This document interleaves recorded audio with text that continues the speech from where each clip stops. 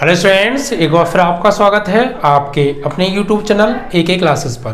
प्यारे बच्चों, इससे लास्ट वीडियो लेक्चर के अंदर हम आपको क्लास 12 का चैप्टर नंबर 6 अवकलज के अनुप्रयोग की एक्सरसाइज 6.1 के क्वेश्चन नंबर 2 तक बच्चों हम कंप्लीट करा चुके थे और हमने उसी वीडियो के अंदर इस चैप्टर का बेसिक कॉन्सेप्ट भी कराया था। आशा करते हैं कि वो आपको अच्छी समझ में आ गया होगा। कुछ ही दिन बाद बच्चों आपका समाकलन भी स्टार्ट होगा, वो वीडियो आपको शाम को मिला करेगी। ठीक है, कुछ दिन से तबीयत खराब होने के कारण एक ही वीडियो आपको मिल पा रही है। कुछ दिन बाद दोनों वीडियो आपको मिलेंगी, सुबह और शाम। सुबह ये चैप्टर आपका चलता रहेगा और शाम को उसमें हम समाकलन स्टार्ट कर देंगे, जिससे कि समय रहते हम आपका कोर्स कंप्लीट करा सकें और प्रैक्टिस पेपर भी हम आपको करवा सकें। ठीक है बच्चों, तो बच्चों प्लीज़, काफ़ी बच्चे कमेंट करते हैं कि सर अच्छा समझ में आता है, तो यार प्लीज़ वीडियो को पूरा क्यों नहीं देखते हैं आप लोग। वीडियो को पूरा देखा करो, ज़्यादा से ज़्यादा शेयर किया करो। ओके स्टूडेंट्स, चलिए तो बच्चों हमने आपको जो क्वेश्चन कराए थे वो करा दिए थे बच्चों हमने आपको 2 तक। आज क्वेश्चन नंबर 3 चलेगा। देखिए एक बात मैं आपको बता दूं, इन क्वेश्चंस को करने से पहले आप लोग पहले क्वेश्चंस को अच्छे से रीड किया कीजिए, उसके मीन्स को समझा करो। मैंने आपको क्या बताया था, अगर 2 तरीके के क्वेश्चन हमें यहाँ मिलेंगे। एक तो हमें परिवर्तन कहेगा कि हम किसके सापेक्ष परिवर्तन कर रहे हैं, एक वो कुछ कहेगा ही नहीं। अगर वो ये कहे कि किसी आयतन में, कोई आयतन V है, इस आयतन में x के सापेक्ष आपको परिवर्तन करना है, इस आयतन में परिवर्तन हो रहा है। अब परिवर्तन के हिसाब से ये कम भी हो सकता है, बढ़ भी सकता है, दोनों चीज़ हो सकती हैं। भाई इसका आयतन कुछ होगा, कोई आयतन है कुछ, फिर परिवर्तन हो गया। अब परिवर्तन का मतलब क्या होता है, अगर मैं इसको बढ़ा दूंगा तब भी परिवर्तन माना जाएगा, वो घटा दूंगा तब भी परिवर्तन माना जाएगा। तो अगर वो बोल रहा है कि इसमें परिवर्तन x के सापेक्ष हो रहा है, तो आप निकालोगे dv/dx।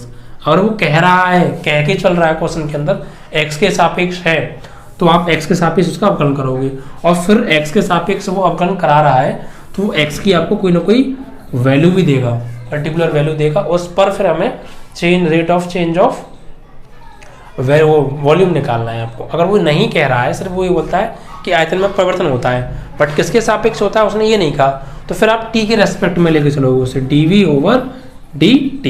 ये बात आप ध्यान रखिएगा। ठीक है, कह रहा है तो उसके सापेक्ष अवकलन करिए, नहीं कह रहा तो t के सापेक्ष आप करेंगे और मात्रक का विशेष ध्यान रखेंगे। ठीक है बच्चों, थोड़ा आवाज़ तबीयत ठीक नहीं है काफ़ी दिनों से मेरी, लेकिन कोई नहीं, आवाज़ तो पहुँच ही रही होगी, थोड़ा कम आवाज़ आ पा रही है। चलिए बच्चों, तो क्वेश्चन आपके जो हो गए हैं वो 2 तक तो हो ही गए हैं, 3 क्वेश्चन हम पढ़ेंगे बच्चों। इसमें क्या कहा है बच्चों, इसमें कहा है एक वृत्त की त्रिज्या समान रूप से 3 सेंटीमीटर प्रति सेकंड की दर से बढ़ रही है और त्रिज्या में क्या हो रहा है, परिवर्तन हो रहा है। भाई त्रिज्या पहले कुछ होगी, फिर वो बढ़ रही है 3 सेंटीमीटर प्रति सेकंड। इट मीन्स कि 1 सेकंड में 3 सेंटीमीटर का परिवर्तन हो रहा है। तो लिख लीजिए आप, वृत्त की त्रिज्या में, वृत्त की त्रिज्या में परिवर्तन त्रिज्या में है तो क्या होगा सॉरी dr/dt। क्योंकि इसमें ये नहीं कहा ना कि किसके सापेक्ष अवकलन हो रहा है या किसके सापेक्ष बढ़ रही है, तो आप t के रेस्पेक्ट में करेंगे। त्रिज्या में परिवर्तन है तो dr/dt कितना दे रखा है, 3 सेंटीमीटर प्रति सेकंड। और वैसे भी आप मात्रक से पहचान लीजिए, यहाँ नीचे r है, r का मात्रक सेंटीमीटर तो सेंटीमीटर, और बटे में t है तो बटे में मात्रक सेकंड दे रखा है, तो t के रेस्पेक्ट में भी आप ऐसे भी देख सकते हैं। ठीक है, तो त्रिज्या में परिवर्तन है, परिवर्तन होता है तो उसे किससे लिखते हैं, d/d करके, और जिसमें हो रहा है, जिसके सापेक्ष हो रहा है वो लगा दीजिए। तो त्रिज्या में परिवर्तन को लिखेंगे dr/dt से, 3 सेंटीमीटर प्रति सेकंड। इसका मतलब क्या है, वो ये बोल रहा है कि त्रिज्या बढ़ रही है, तो कितनी बढ़ रही है, 1 सेकंड में 3 बढ़ जाती है। भाई कोई वृत्त है, उसकी त्रिज्या पहले कितनी थी, मान लो 4 थी, फिर जस्ट 1 सेकंड बाद क्या हुआ, उसकी त्रिज्या 3 बढ़ गई, कितनी हो गई, अब 7 हो गई होगी वो यहाँ से लेके यहाँ तक। फिर अगली 3 सेकंड में क्या होगा, वो अगली सेकंड में फिर 3 और बढ़ जाएगी, तो मान लो वो इतना बड़ा वृत्त बन जाएगा। भाई पहले वृत्त इतना सा था, त्रिज्या 4 सेंटीमीटर थी, मान लीजिए, एग्जाम्पल देख समझा रहा हूँ मैं आपको। फिर 1 सेकंड बाद क्या हुआ, त्रिज्या 4 से 3 बढ़ गई तो 7 हो गई, तो जब त्रिज्या बढ़ जाएगी तो वृत्त तो अपने आप ही बड़ा हो जाएगा। फिर ऐसे अगली सेकंड में क्या हुआ होगा, फिर 1 सेकंड बाद फिर 3 और बढ़ गई होगी। तो पहले 4 थी, फिर 3 7 हो गई, फिर 3 और बढ़ गई, कितनी हो गई, 7 और 3 10 हो गई। फिर यहाँ से यहाँ तक पूरी 10 हो गई। तो फिर जब त्रिज्या बढ़ेगी तो फिर वृत्त भी बढ़ेगा, यानी वृत्त का क्षेत्रफल भी बढ़ेगा, नहीं बढ़ेगा भाई। त्रिज्या पहले कम थी तो इतना क्षेत्रफल था, बस इतनी जगह घेर रखी थी। अब 3 बढ़ गई तो इतनी जगह घेर ली वृत्त ने, फिर 3 और बढ़ गई तो इतनी जगह घेर ली। और जैसे जैसे वृत्त की त्रिज्या बढ़ती जा रही है वैसे ही वैसे वृत्त का क्षेत्रफल भी बढ़ता जा रहा है। वृत्त जो है जितनी जगह जगह जो घेर रहा है उसी को क्षेत्रफल बोलते हैं। तो पहले कम जगह घेर रखी थी, फिर अब ज़्यादा जगह घेर रखी है, उसके बाद और ज़्यादा जगह घेर ली। जैसे जैसे वृत्त की त्रिज्या बढ़ती जाएगी वैसे वैसे ही वृत्त का क्षेत्रफल भी बढ़ता जाएगा। इसी प्रकार जैसे ही वृत्त की त्रिज्या हम छोटी करते जाएंगे वैसे ही क्षेत्रफल भी बढ़ता जाएगा। तो आप समझ गए, त्रिज्या बढ़ने के साथ वृत्त का क्षेत्रफल बढ़ता है, त्रिज्या घटने के साथ वृत्त का क्षेत्रफल घटता है। इस बात का ध्यान रखिएगा, ठीक है। तो इसमें आगे क्या पूछ रहा है, त्रिज्या में परिवर्तन दे दिया हमें dr/dt बराबर 3 सेंटीमीटर प्रति सेकंड। उसके बाद बोल रहा है ज्ञात कीजिए कि वृत्त का क्षेत्रफल किस दर से बढ़ रहा है।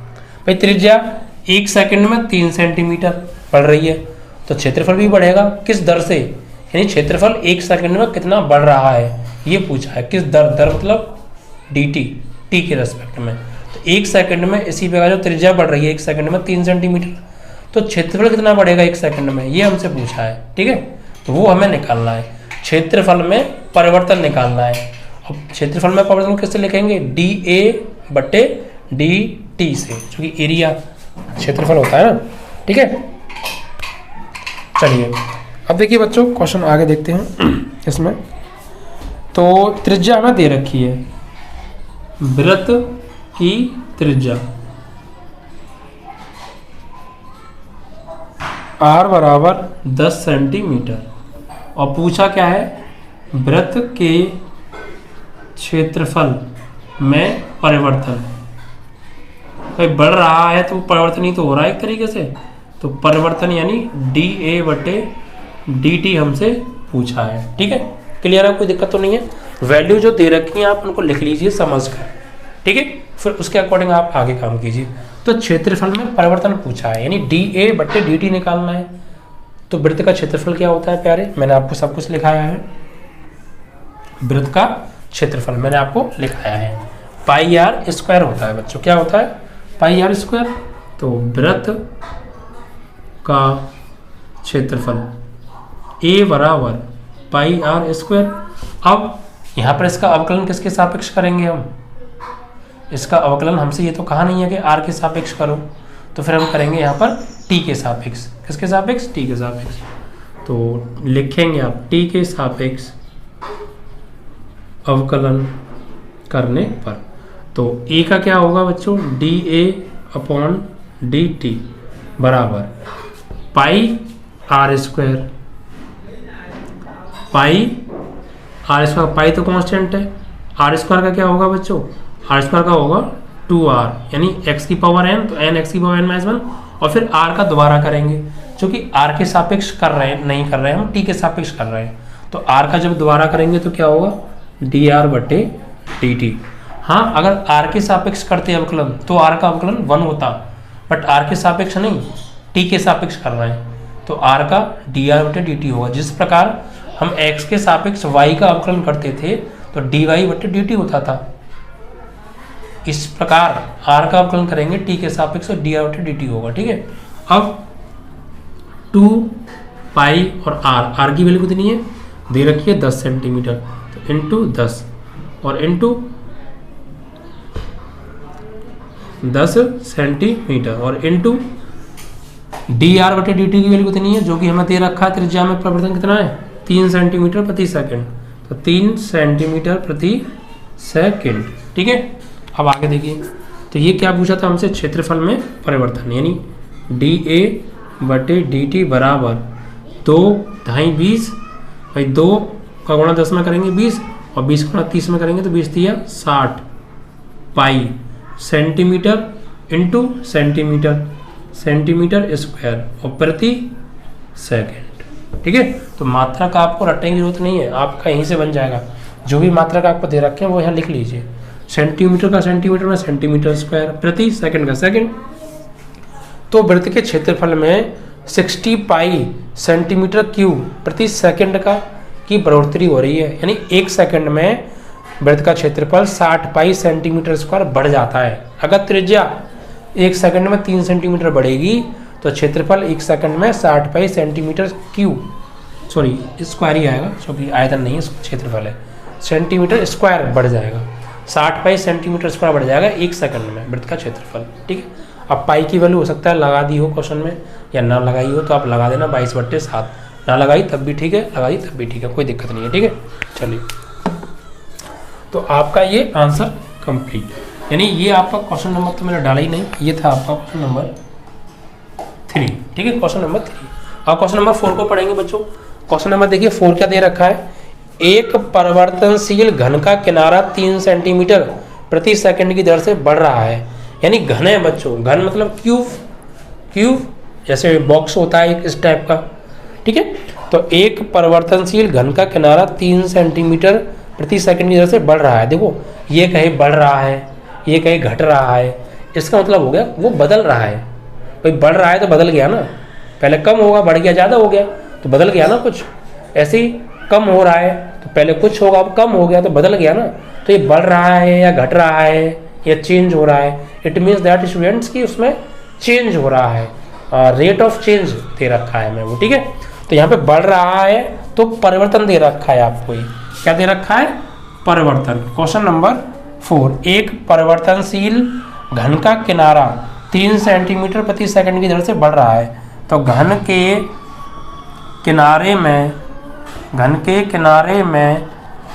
परिवर्तन, घन के किनारे में परिवर्तन कितना दे रखा है बच्चों, परिवर्तन को लिखेंगे, घन का किनारा हमने मान लीजिए ए मान लिया, ए स्मॉल ए, तो परिवर्तन क्या होगा, dA/dt।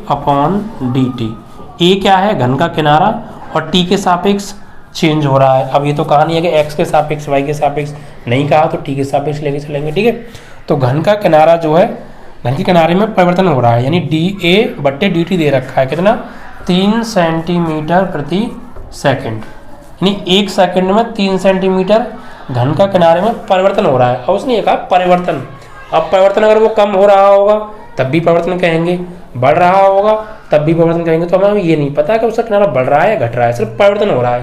परिवर्तन में दोनों चीज़ें आ सकती हैं, और वो कहता तो बात लगती। आगे पढ़िए,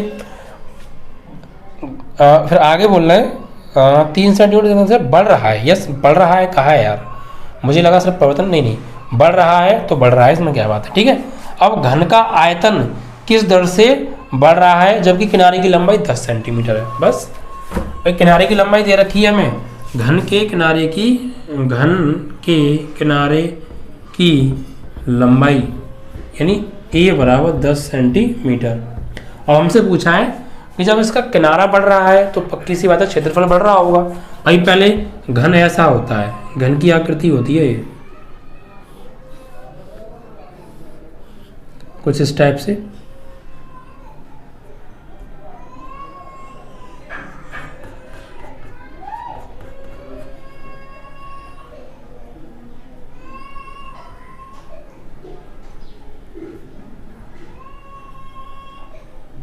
ये इस टाइप का कुछ आपका घन होता है बच्चों। ठीक है, तो अब ये बोल रहा है कि ये बढ़ रहा है। भाई मान लो पहले किनारा होगा 3, तो ये भी 3, ये भी 3।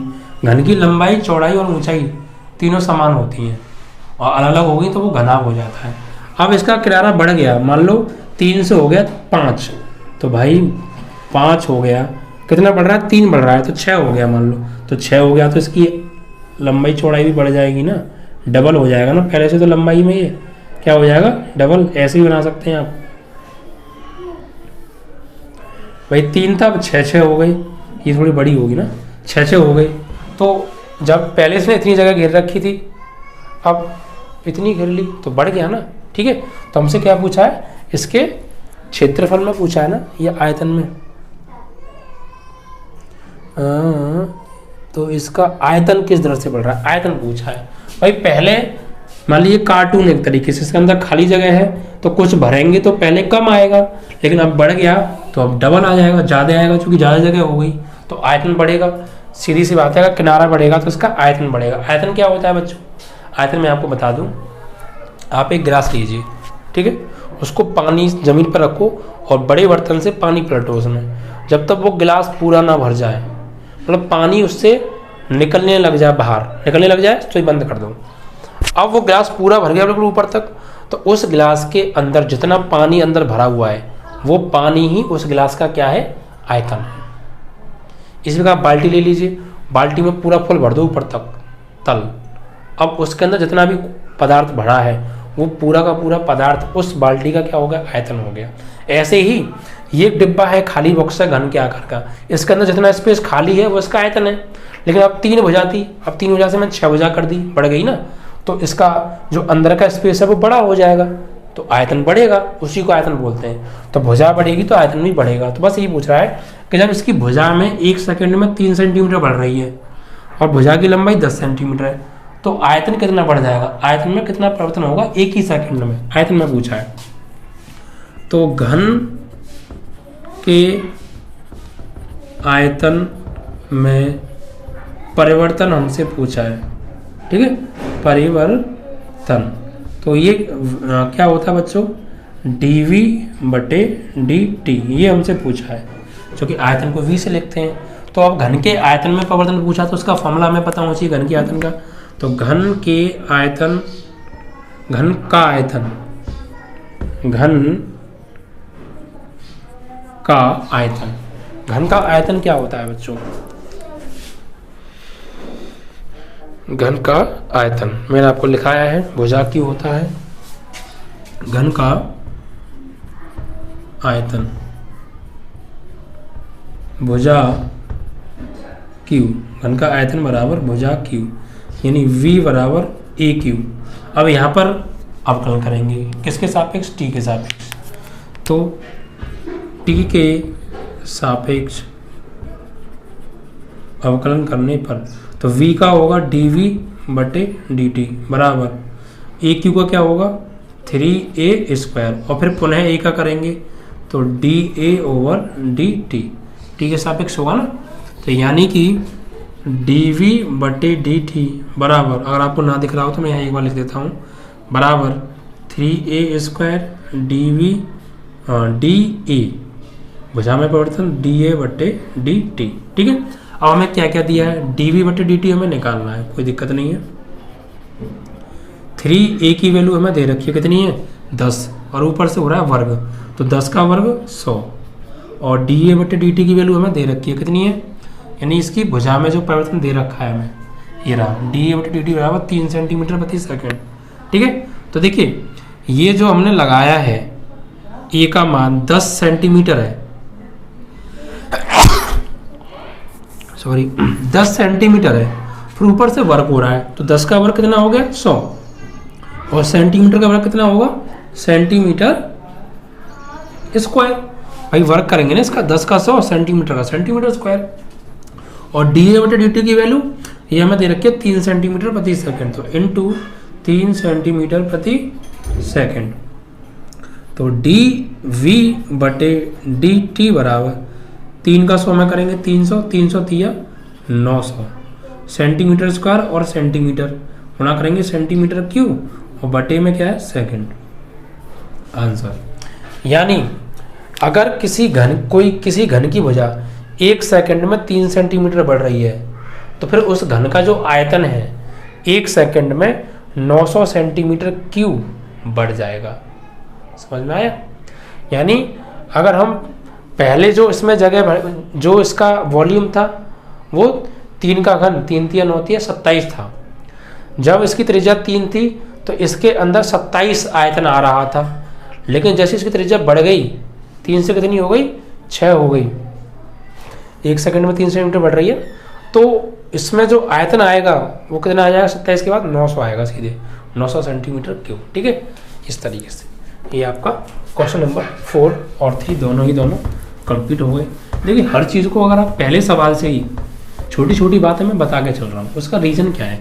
ये चैप्टर तभी समझ में नहीं आता बच्चों के जब वो छोटी छोटी चीज़ों को मिस कर देते हैं, और छोटी छोटी चीज़ आपने मिस कर दी, देखिए आपने पहले भी पढ़ा होगा कहीं भी चैप्टर, तो आपने वहाँ छोटी छोटी बातें मिस की होंगी, तो आपको चैप्टर पूरा अच्छे से समझ में नहीं आया होगा।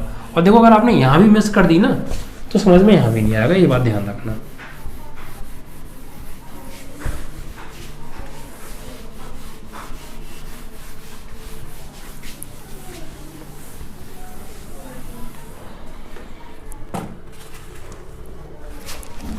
क्वेश्चन नंबर बच्चों आपका 5, इसमें क्या कर रहा है बच्चों, एक स्थिर झील में एक पत्थर डाला जाता है और तरंगें वृत्तों में 5 सेंटीमीटर प्रति सेकंड की गति से चलती हैं। जब वृत्ताकार तरंगों की त्रिज्या 8 सेंटीमीटर है तो उस क्षण घिरा हुआ क्षेत्रफल किस दर से बढ़ रहा है। देखिए एक बात आप ध्यान रखिएगा बच्चों, आपने अगर ये छोटी छोटी बातें मिस कर दी यहाँ पे जब मैं बता रहा हूँ तो फिर आपको क्वेश्चन समझ में नहीं आएंगे। आपने कहीं भी चैप्टर पढ़ा होगा, आपने जो मैं बोलता हूँ अगर वो बातें आपने नहीं सुनी ना तो क्वेश्चन समझ में नहीं आएगा, क्योंकि मैं पहले क्वेश्चन से ही आपको छोटी छोटी जो चीज़ें बता के चल रहा हूँ और आपने वो चीज़ नहीं पकड़ी, उनको नहीं समझा, तो फिर आपको आगे के सवाल में समस्या आएगी। और ढंग से जो आपको बिल्कुल अच्छी शिक्षा है, जो क्वेश्चन को बिल्कुल तोड़ मरोड़ के हर पॉइंट को समझने की बात है, वो नहीं आप समझ पाएंगे।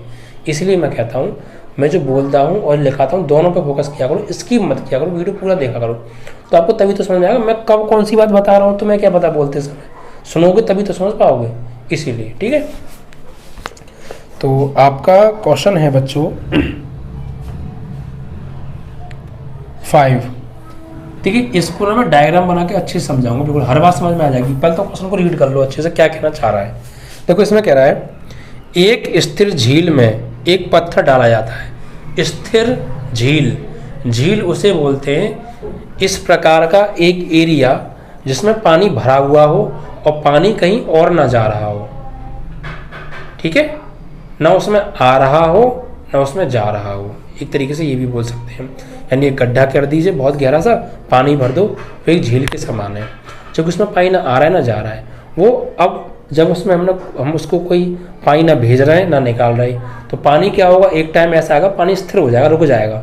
आपने देखा होगा गड्ढों में या पोखर जो होती हैं गाँव में, वहाँ सुबह सुबह टाइम जाइए आप, तो रात में तो कोई पानी उसमें जाता नहीं है क्योंकि रात में सब लोग सो जाते हैं। तो सुबह सुबह देखेंगे तो जो पानी होता है वो रुका हुआ होता है, थम जाता है, बिल्कुल बिल्कुल भी नहीं हिलता। तो उसी को बोलते हैं स्थिर झील, एक तरीके से मान सकते हैं। तो मान लीजिए ऐसे ये कोई ऐसे गोल झील है, इसमें ये पानी भरा हुआ है। ठीक है, पानी भरा हुआ है और ये पानी रुका हुआ है। रुका हुआ मतलब स्थिर है, स्थिर मतलब हिल डुल नहीं रहा, बिल्कुल नॉर्मल है। और जैसे ही आप गए, यार पानी रुका हुआ है, आपने एक पत्थर का टुकड़ा लिया और पानी में फेंक दिया। अब बचपन में ऐसी शरारतें बहुत करते होंगे, हमने भी की है, ऐसी कोई बात नहीं है। तो क्या होता है, आप वहाँ पे एक गौर देना, जैसे ही ये कोई झील है, इसमें मैंने एक पत्थर का टुकड़ा फेंका, तो क्या होता है, तरंगें उठती हैं पानी में, वाटर वेव्स। कैसे, ऐसे ये ऐसे करके गोले से बनते जाते हैं, ये ऐसे वृत्त बनते जाते हैं, वृत्ताकार लाइन ऐसे गोल गोल होती जाती हैं, बहुत पीछे तक बड़ी बड़ी, पहले छोटी बनेगी फिर उससे बड़ी, फिर उससे बड़ी, फिर ऐसे बनती जाती हैं। होता नहीं होता ऐसे, देखिएगा। अगर आपको नहीं पता तो आप किसी दिन भरे हुए पानी में कोई गड्ढे में हो, पत्थर डालना, ठीक है, फिर देखेंगे आप पानी की लहरें बनती जाएंगी। वही चीज़ की बात हो रही है यहाँ पे। ठीक है, तो इसमें बोलना है कि एक स्थिर झील में एक पत्थर का टुकड़ा डाला जाता है और तरंगें वृत्तों में, तरंगें उठ रही हैं। अब किस में, वृत्त में, यानी वृत्ताकार रूप में, वृत्त की बात हो रही है। वृत्तों में बोलना, तरंगें वृत्तों में मतलब तरंगें उठ रही हैं वृत्त के रूप में, वृत्त के तरीके से तरंगें उठ रही हैं, जैसे वृत्त बनता है वैसे। ठीक है, 5 सेंटीमीटर प्रति सेकंड की गति से चलती हैं। अभी चल रही हैं भाई, पहले ये हुई फिर ये हो गई, तो ये क्या चल रही हैं, पहले मान लीजिए ये त्रिज्या कुछ होगी, फिर और बड़ी हो गई ये वृत्ताकार, तो कैसे 5 सेंटीमीटर प्रति सेकंड, यानी पहले मान लीजिए यहाँ पे 7 थी, फिर 1 सेकंड बाद 5 बढ़ गई, 12 हो गई, फिर अगली सेकंड में फिर 5 बढ़ गई, 17 हो गई, फिर 1 सेकंड बाद फिर 5 बढ़ गई, 22 हो गई। तो ऐसे ही बढ़ती जा रही हैं। तो जैसे त्रिज्या बढ़ेगी वैसे वैसे वृत्त का क्षेत्रफल भी बढ़ेगा। ऐसी और 5 बढ़ेगी तो क्षेत्रफल बढ़ जाएगा, और 5 बढ़ेगी क्षेत्रफल बढ़ जाएगा, ऐसा हो रहा है। ठीक है, तो 1 सेकंड में 5 सेंटीमीटर इन वृत्ताकार तरंगों की त्रिज्या में वृद्धि हो रही है। ठीक है, तो लिख लें तरंग वृत्तों की त्रिज्या में वृद्धि 5 सेंटीमीटर प्रति सेकंड। ठीक है, तो आप लिख लेते हैं तरंग वृत्तों की त्रिज्या में वृद्धि दे रखी है, भाई बढ़ रही है, तो त्रिज्या में वृद्धि dr/dt बराबर 5 सेंटीमीटर प्रति सेकंड। ठीक है, फिर आगे देखिए क्या करा है। जब वृत्ताकार तरंग की त्रिज्या 8 सेंटीमीटर है, त्रिज्या दे दिया इसकी, वृत्ताकार तरंग की त्रिज्या, वृत्ताकार तरंग की एक आपको रेडियस दे दी, त्रिज्या r बराबर 8 सेंटीमीटर है। तो ठीक है, तो घिरा हुआ क्षेत्रफल किस दर से बढ़ रहा है, यानी ये जो तरंग है जब त्रिज्या उसकी मान लीजिए 8 हो जाएगी, जब उसकी त्रिज्या 8 हो, मान लो यहाँ पर कुछ रही होगी, मान लो यहाँ 2 रही होगी, ठीक है, या फिर ऐसा कर लो यहाँ पे 3 रही होगी, पहले 3 रही होगी फिर 5 बढ़ गई तो 8 हो गई। तो जब इसकी त्रिज्या 8 होगी तो ये कितना क्षेत्रफल घिरा होगा, समझ में आ रही है आपकी ये वाली बात। मान लो शुरुआत में त्रिज्या कितनी थी, 3 थी, फिर 1 सेकंड बाद 5 बढ़ गई तो कितनी हो गई, पूरी 8 हो गई यहाँ से यहाँ तक। तो जैसी त्रिज्या 8 हुई तो ऐसे करके बना हुआ एक वृत्त, तो कितनी जगह घेरी है, कितना क्षेत्रफल उसका बढ़ गया है। भाई पहले इतना होगा फिर अभी बढ़ गया तो कितना बढ़ा, और क्षेत्रफल कितना घिर गया टोटल, वो पूछा है हमसे। ठीक है, क्षेत्रफल में परिवर्तन। तो वृत्ताकार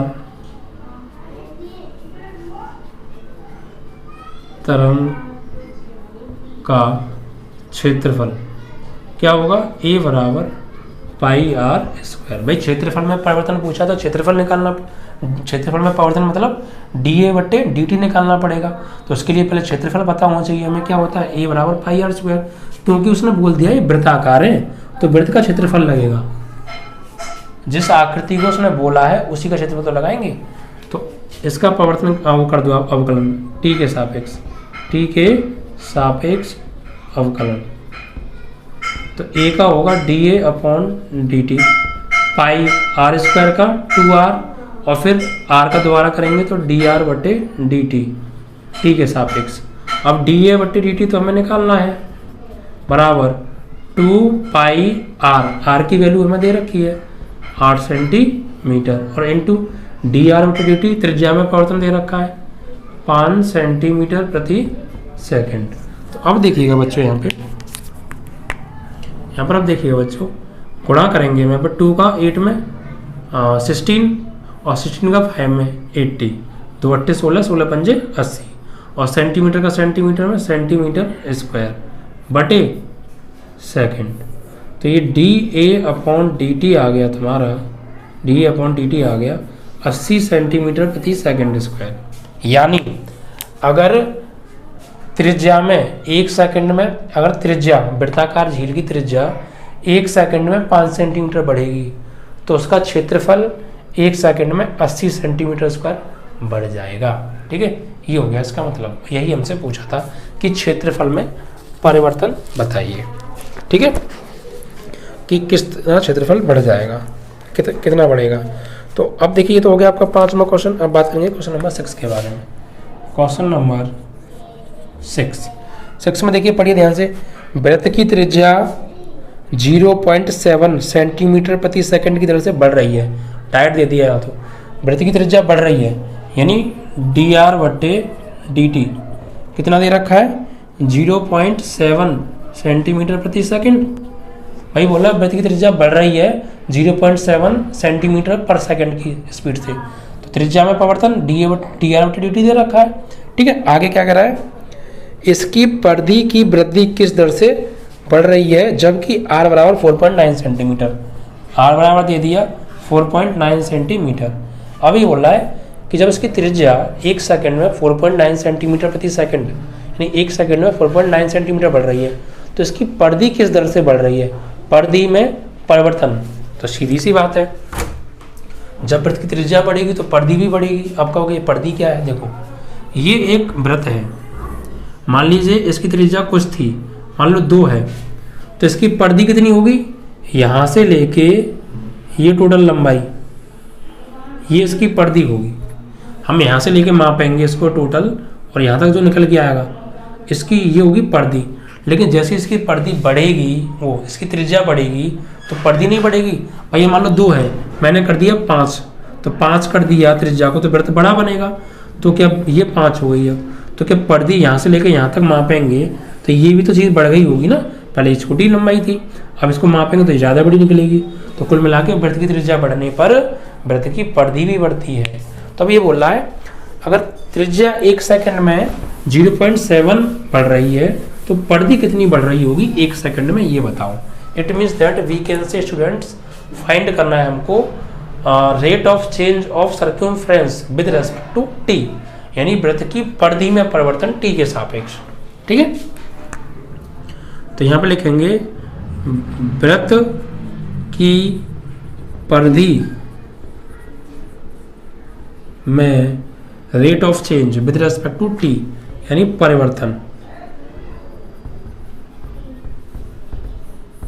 परिधि को लिखते हैं सी से, लिख सकते हैं आप, लिखने को किसी से भी लिख दो। सी मीन्स सर्क्यूमफ्रेंस, तो डी सी बटे डी टी हमको एक तरीके से निकालना है। तो अब इसके लिए मुझे वृत्त की परिधि पता होनी चाहिए, फॉर्मूला।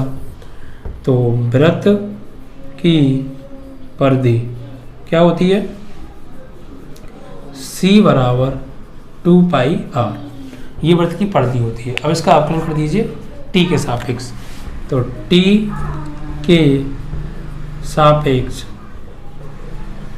अवकलन करने पर तो c का क्या होगा dc बटे dt, 2 पाई तो कांस्टेंट है, r का क्या होगा dr बटे dt, तो dc बटे dt तो हमें निकालना है 2 पाई dr बटे dt का मान कितना दे रखा है, dr बटे dt का मान, dr बटे dt का मान दे रखा है 0.7 सेंटीमीटर प्रति सेकंड। तो कितना हो गया dc बटे dt बराबर, इसका गुणा इसमें करो, 7 दूनी 14 और पॉइंट एक बात तो एक बात, और ये पाई सेंटीमीटर प्रति सेकंड, यानी उसकी जो परिधि है और उसकी त्रिज्या 1 सेकंड में 0.7 बढ़ेगी तो उसकी त्रिज्या 1 सेकंड में 1.4 पाई सेंटीमीटर बढ़ जाएगी। पाई का मान लगवाई लगवा देना, ना लगवाई मत लगाना। अब देखिए यहाँ पर हमें इस त्रिज्या का कोई मतलब नहीं आया, इसका यूज ही नहीं हुआ, इसकी जरूरत ही नहीं पड़ी। इसकी जरूरत जब पड़ती जब ये क्षेत्रफल में परिवर्तन पूछता, क्योंकि यहाँ पर जब हमने अवकलन किया इसका तो r बचा ही नहीं, तो लगाएं किसकी जगह r की वैल्यू। ठीक है, तो इसकी आवश्यकता हमें नहीं पड़ी और ये आपका आंसर आ गया क्वेश्चन नंबर 6 का। ठीक है, तो हर पॉइंट को आप गहराई से समझ पा रहे हैं कि ऐसा क्यों हो रहा है, क्यों नहीं हो रहा है, हर चीज़ को, इसी को मैथ सीखना कहते हैं बच्चों। ठीक है, चलिए, तो 1.45 सेंटीमीटर पर सेकंड आपका आंसर। चलिए, तो वो आपका 6 क्वेश्चन भी बच्चों खत्म हो गया।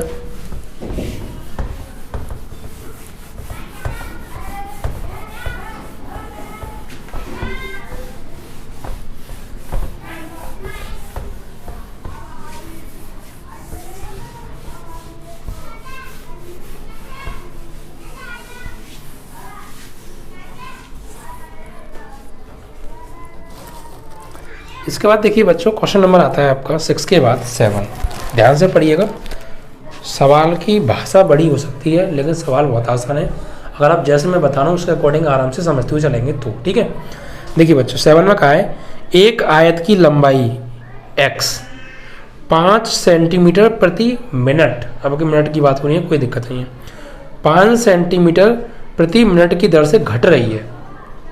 अब क्या हो रहा है, एक आयत है, कोई भी आयत होगा, उसकी लंबाई घट रही है। कैसे घट रही है, 1 मिनट में 5 सेंटीमीटर घट जाती है एक आयत की लंबाई, और चौड़ाई जो कि बाई है 4 सेंटीमीटर प्रति मिनट की दर से बढ़ रही है। लंबाई घट रही है, चौड़ाई बढ़ रही है। ठीक है, x बराबर 8 सेंटीमीटर, y बराबर 6 सेंटीमीटर है, तब आयत के परिमाप, ए पॉइंट में पूछा परिमाप, बी पॉइंट में पूछा क्षेत्रफल में परिवर्तन निकालना है। तो कोई दिक्कत नहीं है, बहुत सिंपल तरीके से, बस पूरा समझिएगा, हर पॉइंट में बोल रहा हूँ लिखा रहा हूँ, सबको ध्यान दीजिएगा। देखो आयत की लंबाई घट रही है तो एक बात समझ लीजिए, जब भी आपको यहाँ पे घटने की बात आए, अगर घट रहा हो तो माइनस का सिंबल आएगा, जैसे कोई चीज़ है, इसमें भी दे रखा है 5 सेंटीमीटर प्रति मिनट की दर से घट रही है, तो घट रही है तो उसके आगे हम फिर माइनस लगा के चलेंगे, क्योंकि कमी हो रही है ना, और कमी मतलब माइनस, और बढ़ रही है तो वो प्लस की होगी। प्लस लगाओ या मत लगाओ, ना भी लगाओ तो भी प्लस का ही माना जाता है। तो ये बात ध्यान रखिएगा, अगर कोई चीज़ घट रही है तो माइनस लेके चलेंगे आप साथ में, ऐसे ही आपका आंसर निकल के आएगा। अगर आपका आंसर नेगेटिव आ रहा है तो इट मीन्स चेंज तो हुआ है, लेकिन वो कमी होने के साथ चेंज हुआ है। प्लस का आएगा तो बढ़ के चेंज हुआ है, ये चीज़ ध्यान रखिएगा, ठीक है। तो यहाँ पर हमें दे रखा है आयत की लंबाई x में परिवर्तन यानी कमी। क्वेश्चन नंबर 7, आयत की लंबाई x में कमी दे रखी है, x में परिवर्तन, भाई कम हो रहा है, घट रही है तो वो परिवर्तन ही तो हो रहा है,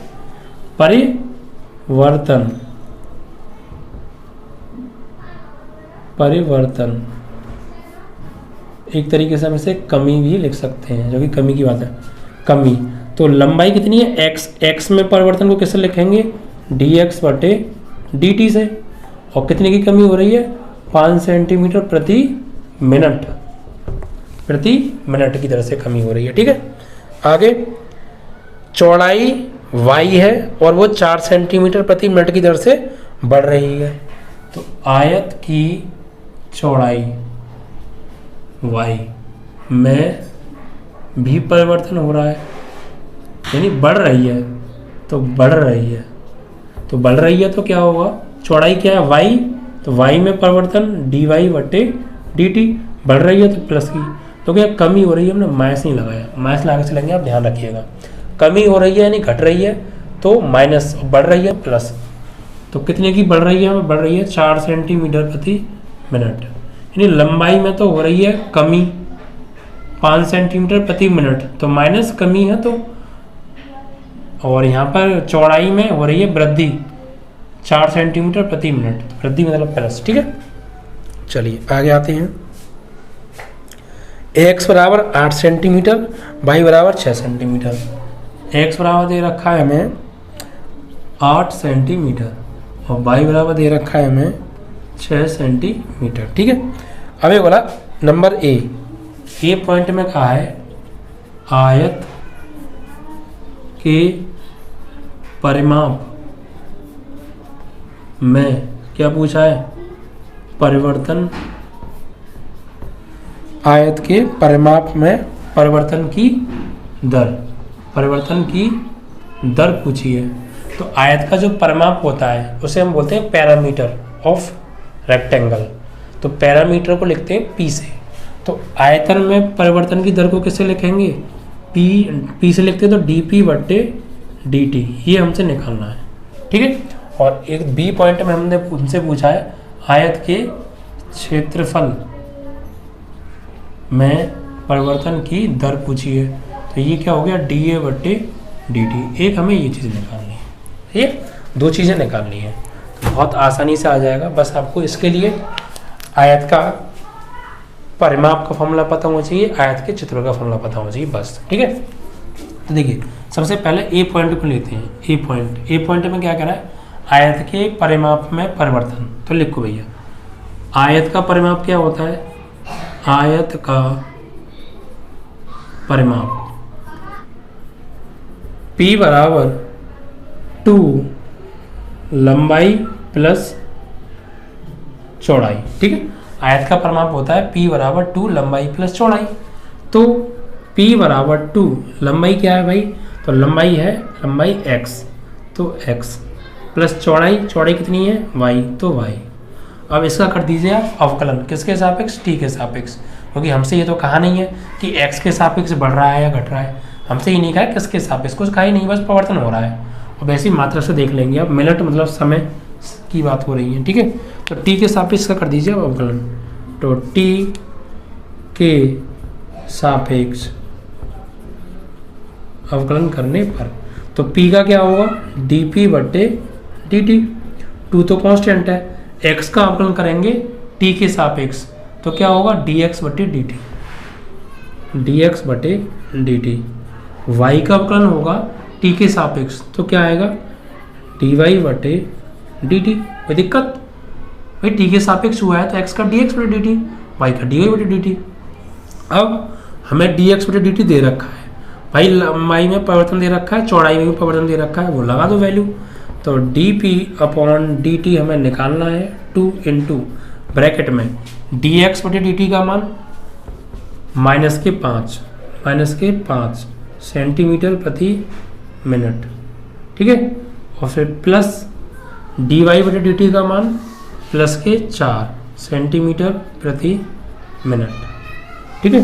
तो D P upon D T बराबर 2 इंटू ब्रैकेट में 4 सेंटीमीटर प्रति मिनट में से 5 सेंटीमीटर प्रति मिनट गया तो 1 सेंटीमीटर प्रति मिनट बचा, और 1 का गुणा करेंगे 2 में तो 2 सेंटीमीटर प्रति मिनट आ गया। इट मीन्स कि उसके जो परिमाप है, आयत का परिमाप है, यदि उस आयत की लंबाई में 1 मिनट में 5 सेंटीमीटर की कमी हो रही है और चौड़ाई में 1 मिनट में 4 सेंटीमीटर की बढ़ोतरी हो रही है, वृद्धि हो रही है, तो उसके परिमाप में 1 मिनट में 2 सेंटीमीटर की क्या होगी बच्चों, 2 सेंटीमीटर की बच्चों यहाँ पे होगी कमी। अब कमी कैसे, थोड़ी सी गलती हो गई, देखो माइनस के 5 में से 4 गए थे, माइनस का आएगा बच्चों, भाई माइनस की वैल्यू बड़ी है ना भाई, मिस्टेक रह गया था। तो माइनस के 5 में से प्लस के 4 गए तो माइनस का 1 बचा, माइनस से 1 का 2 में करेंगे तो -2 आएगा, सही है। तो हमारा आंसर किस में आ रहा है बच्चों, माइनस में आ रहा है। इट मीन्स इस माइनस की वजह से हमें ये पता चल रहा है कि इसका जो परिमाप है वो घट रहा है। अगर उसकी लंबाई 1 मिनट में 5 सेंटीमीटर की कमी कर दी जाए, चौड़ाई में 1 मिनट में 4 सेंटीमीटर की वृद्धि कर दी जाए, तो उसके परिमाप में, आयत के परिमाप में 1 मिनट में 2 सेंटीमीटर की क्या हो जाएगी, कमी हो जाएगी, परिमाप घट जाएगा। ये इस माइनस की वजह से हम बता पा रहे हैं। अगर ये प्लस आता तो बढ़ जाता। क्लियर। चलिए, तो ए पॉइंट में हमसे पूछा था आयत के परिमाप में परिवर्तन। अब बी पॉइंट में हमसे क्या पूछा है, उसके क्षेत्रफल में परिवर्तन। तो आयत का क्षेत्रफल क्या होगा भाई, आयत का क्षेत्रफल ए बराबर पाई, आयत का क्षेत्रफल है ना, तो ए बराबर हो गया भैया लंबाई गुणा चौड़ाई वर्ग इकाई। तो क्षेत्रफल ए, लंबाई क्या है x, गुणा चौड़ाई क्या है y, ठीक है। तो यहाँ पर अब इसका अवकलन करेंगे t के सापेक्ष। तो t के सापेक्ष अवकलन करने पर ये लाइन आप जरूर लिखेंगे, अच्छा इफेक्ट पड़ता है एग्जामिनर पर, ठीक है। और देखिए अब मैं करा क्या रहा हूँ, एकदम कॉन्सेप्ट ऐसे ही आपको पेपर में करके आना है, जिससे कि एग्जामिनर देखते ही चेक नहीं करेगा, कट कट नंबर तुरंत टिक करते जाएगा, तुरंत नंबर। भाई वहाँ पे एग्जामिनर्स को क्या होता है, कॉपी चेक करने की भी तो पड़ती है, अपनी कॉपियाँ बढ़ानी है, लेकिन जब किसी की राइटिंग बहुत अच्छी खासी हो, सुंदर, ठीक है, और सही सवाल हो, देखो वो टीचर हैं, वो अच्छे खासे इंटेलिजेंट टीचर होते हैं, कॉपी चेक करने वाले ऐसे ही नहीं कोई भी पहुंच जाएगा वहाँ पे, ठीक है। तो वो देखते ही पहचान लेते हैं, शुरुआत की चीज़ देख के अरे यार लड़के ने अच्छा लिखा है और सही लिखा है, सही किया होगा, फिर तो कैलकुलेशन पे भी गौर नहीं देते, फिर वो टिकट आंसर।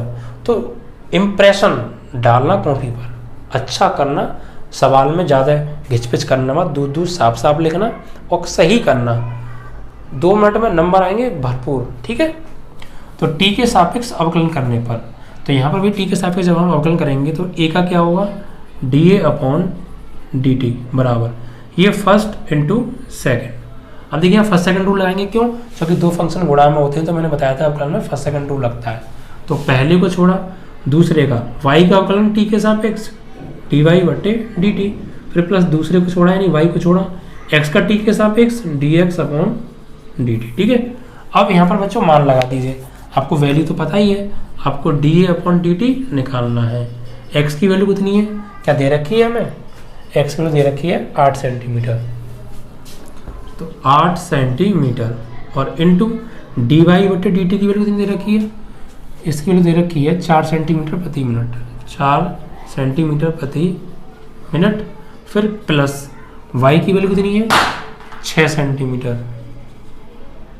इंटू फिर डी एक्स और डी टी की दे रखी है, वो दे रखी है हमें माइनस के 5 सेंटीमीटर प्रति मिनट। तो माइनस के 5 सेंटीमीटर प्रति मिनट। ठीक है, अब इसको सॉल्व करो तो D A upon D T तो हमें निकालना है, बराबर 8 चौक 32 सेंटीमीटर का सेंटीमीटर में सेंटीमीटर स्क्वायर और प्रति मिनट। ठीक है, फिर प्लस माइनस, देखो प्लस और ये माइनस, तो प्लस माइनस क्या हो गया, माइनस 6 पंजे 30 centimetre into centimetre centimetre square प्रति मिनट। अब 32 सेंटीमीटर स्क्वायर प्रति मिनट में से 30 सेंटीमीटर स्क्वायर प्रति मिनट घटाएंगे तो क्या आएगा, D A upon D T बराबर, यानी 32 में से गए 30 तो 2 सेंटीमीटर स्क्वायर प्रति मिनट, और प्लस की बढ़ी तो प्लस का आएगा। इसका मतलब अगर किसी आयत की लंबाई 1 मिनट में 5 सेंटीमीटर घटा दी जाए और चौड़ाई 1 मिनट में 4 सेंटीमीटर बढ़ा दी जाए तो उसका क्षेत्रफल, उस आयत का क्षेत्रफल 1 मिनट में 2 सेंटीमीटर स्क्वायर बढ़ जाएगा। तो परिमाप क्या आ रहा था, कम आ रहा था, और क्षेत्रफल आ रहा है, बढ़ रहा है। हमने बढ़ा हुआ कैसे पहचाना, क्योंकि प्लस का आंसर आ रहा है, हमारा प्लस का आंसर आ रहा है, इट मीन्स बढ़ रहा है, माइनस का आंसर आ रहा है, इट मीन्स घट रहा है। ठीक है, चलिए तो बहुत आराम से क्लियर हो गया ना क्वेश्चन। अगर थोड़ी सी भी दिक्कत हो ना, थोड़ा सा रिपीट कीजिएगा, फिर से सुनिएगा। देखो बोलना और लिखना यार दोनों पे गौर किया करो, पूरा देखा करो यार, कोई पॉइंट में नहीं छोड़ता भाई, सब कुछ बोलता हूँ मैं, लिखाने से ज़्यादा यार बोलता हूँ, मेरा गला दुख जाता है, गला बैठ रहा है, मुंह दुख जाता है वीडियो बना के जब बैठता हूँ। तो क्यों भाई, मुझे मुंह दिखाने की, अपने दुखाने की ज़रूरत क्या है, क्योंकि मैं हर चीज़, मैं कोई चीज़ छोड़ू ही नहीं आपके लिए। जो कुछ मैं यहाँ लिख रहा हूँ और कोई रह जाए मैं सबको मुंह से बोल दूँ, मेरी आवाज़ को भी सुना करो भाई, मेरी आवाज़ के कहने का मतलब भी समझा करो। तो अगर बाकी में आपको मैथ में स्ट्रॉन्ग बनना है तो हर चीज़ पर फोकस किया करो, रेगुलर वीडियो देखा करो, पूरा देखा करो, हर चीज़ समझ में आएगी बच्चों। ऐसा नहीं हो सकता कि आपको कोई पॉइंट मिस कर जाए। आप पूछोगे के लिए भी सोचोगे यार क्या पूछें, क्योंकि कुछ बचे भी नहीं पूछने के लिए। आप गौर तो दो, हर चीज़ में गौर दो। बेसिक कॉन्सेप्ट थोड़ा सा आपका अच्छा होना चाहिए। आपको फॉर्मूला नहीं पता, आपको कैलकुलेशन करनी नहीं आ रही, तो ये तो फिर मामला ज़्यादा गड़बड़ हो जाएगा 12th में आगे।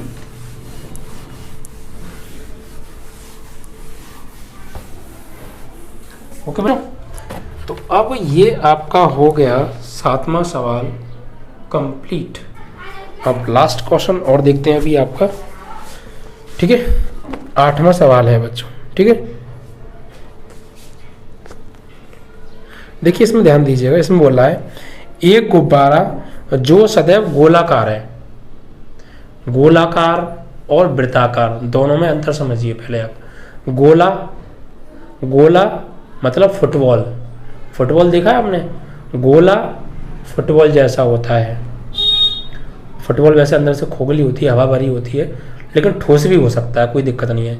तो गोला ठोस फुटबॉल आकार होता है। और जो वृत्त होता है, मम्मी जी की चूड़ियाँ देखी हैं, चूड़ी के आकार का होता है वृत्त। तो समझ गए गोला और वृत्त में अंतर। अब कभी भी आप वृत्त को गोला कह के मत पुकारिएगा और कभी गोले को वृत्त मत कहिएगा। मैंने देखा है बहुत सारे बच्चे गोला वृत्ताकार जो होता है वृत्त, नहीं भाई, गोला और वृत्त में बहुत अंतर है। गोला 3 डायमेंशनल होता है, वृत्त 2 डायमेंशनल होता है।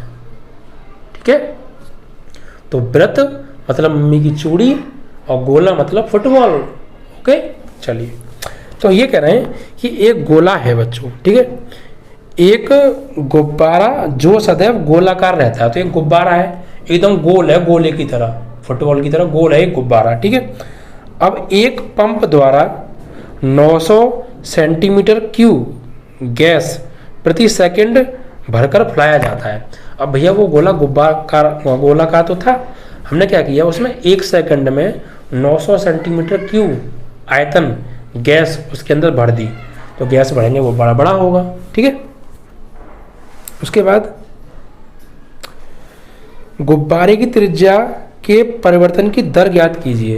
यानी अगर उसका देखिए भाई गुब्बारा का जो गुब्बारा था वो गोलाकार था, उसमें हमने हवा भर दी तो बड़ा होगा नहीं होगा। तो जब बड़ा होगा तो कैसे बड़ा हुआ होगा, उस गोले की त्रिज्या बड़ी होगी, तभी तो गोला बड़ा हुआ होगा ना। देखो मान लीजिए ये गोला है, मान लीजिए ये ऐसे करके एक फुटबॉल है, आप गोला छोड़ के फुटबॉल में आ जाओ। ठीक है, ये ऐसा करके कुछ फुटबॉल है, ठीक है, क्या है, एक फुटबॉल है। तो इस गोले की, इस गोलाकार फुटबॉल की कुछ त्रिज्या होगी। मान लीजिए इसका सेंटर है, तो यहाँ से लेके यहाँ तक इसकी रेडियस कुछ ना कुछ तो होगी। मान लो आर ना लेके, मैं एक एग्जांपल दे रहा हूँ, 5 इसकी रेडियस है, ठीक है। फिर हमने इसमें क्या किया, हवा भरी, तो हवा भरेंगे तो ये बड़ी होगी, या गुब्बारा हुआ ये तो बड़ा होगा। तो बड़ा होके मान लीजिए हवा भर दिया तो इतनी बड़ी हो गई। तो ये बड़ी कैसे हुई, इसकी जो ये रेडियस है ये बढ़ गई होगी, इतनी बढ़ गई, तो इसकी गोले की त्रिज्या बढ़ी, तभी तो इसका जो है आकार बढ़ा। तो अभी ये बोल रहे हैं, अगर इसका, अब हमें उल्टा दे रखा है, अब हमसे ये कहा है कि अगर इसके आयतन में परिवर्तन इतना है तो इसकी त्रिज्या में परिवर्तन किस दर से हुआ होगा। आयतन में परिवर्तन की दर दे रखी है, आयतन इस दर से बढ़ा तो त्रिज्या किस दर से बढ़ी, ये पूछा है, ठीक है। चलिए, तो यानी कुल मिला के गोलाकार गुब्बारे के आयतन में परिवर्तन दे रखा है यहाँ पे हमें। क्वेश्चन नंबर 8, गोलाकार गुब्बारे के आयतन में परिवर्तन, rate of change of volume in spherical balloon, ठीक है। क्या दे रखा है, dv/dt, भाई आयतन में परिवर्तन है ना, तो कितना दे रखा है, 900 सेंटीमीटर क्यूब प्रति सेकंड, यानी 1 सेकंड में उस गोलाकार गुब्बारे का जो आयतन है वो 900 सेंटीमीटर क्यूब बढ़ जाता है, ठीक है। आगे, गुब्बारे की त्रिज्या के परिवर्तन की दर ज्ञात करनी है। तो गोलाकार गुब्बारे की त्रिज्या में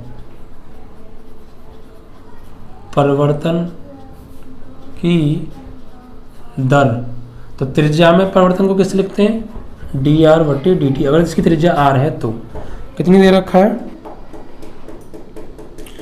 गुब्बारे की त्रिज्या में परिवर्तन दर निकालनी है, दे नहीं रखा, निकालनी है, ठीक है। आगे देखिए, जब त्रिज्या दे रखी हो 15 सेंटीमीटर, यानी इसकी त्रिज्या भी हमें दे रखी है, कितनी है, 15 नहीं है बच्चों, नहीं 15 ही है, जबकि त्रिज्या 15 सेंटीमीटर हो। नीचे भी ऐसा ही सवाल है ना, कुछ गोले जैसा, मैं वहाँ पहुँच गया था।